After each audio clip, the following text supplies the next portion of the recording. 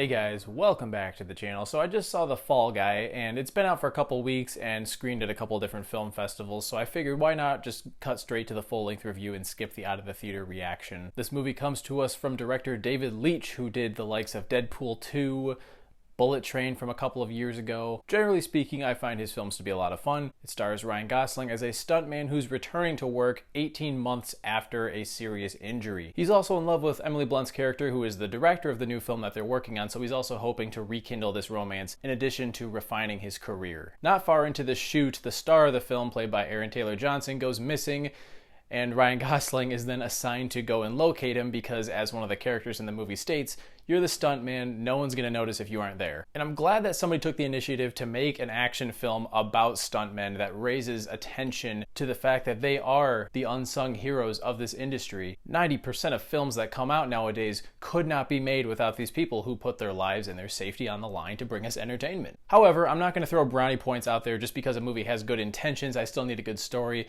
good action, etc. If I'm being honest, the trailer for this movie did for me what the trailer for Argyle seemed to do for everyone else, in that it came off as annoying. I didn't find any of the jokes in the trailer to be that funny. We need to keep it super professional. Cool.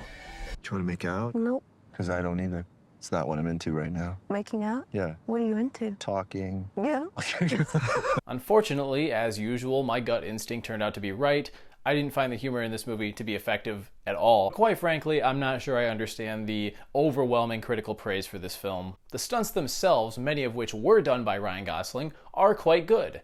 The acting, generally speaking, is good. From a production standpoint, the film looks very slick. It's well shot. One action sequence involving a massive car chase I thought was very entertaining and fun to watch. All of the action in this movie is fun to watch. The problem here is that the story and the dialogue, particularly the humor, just don't land most of the time. Ryan Gosling's deadpan delivery works sometimes. I don't know what Emily Blunt was going for here. Usually I enjoy her, she's a great actress, but the voice that she's going for here and a lot of her dialogue didn't work. It's also unfortunate that in addition to this big murder mystery conspiracy that Gosling's character finds himself in, he's also involved with this love story and trying to get back together with Emily Blunt.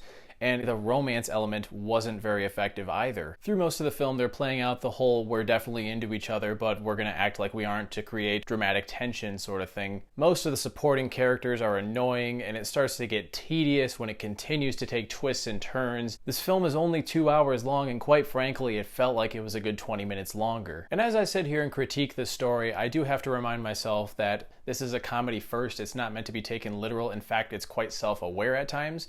But that doesn't give it a free pass to just be convoluted, and bottom line is, it's not funny. I did not hear much laughter during my screening from anybody, so my concern is people are going to go into this expecting a big, funny, bombastic popcorn flick, when in actuality, it's kind of a mediocre product that is standing on this safety net that is, oh, look at this, we're praising stuntmen and women who never get credit in this industry. Believe me, I'm still happy that the film is doing that. In fact, there's a moment in the film where one of the characters questions why there isn't an Oscar category for stuntmen and women. If anything good comes of this, maybe the Academy will actually consider to do that, which would be a step in the right direction. I hate being a downer, but ultimately I just didn't think the film was that funny, and it was clearly going for a funny, self-aware tone, and more often than not, I found it to be tedious and eye-roll inducing. Good action though, so you know, if you're staying just for the action sequences, some good stuff in there for sure, and it's cool that Ryan Gosling did his own stunts, but I'm gonna give The Fall Guy 2.5 stars.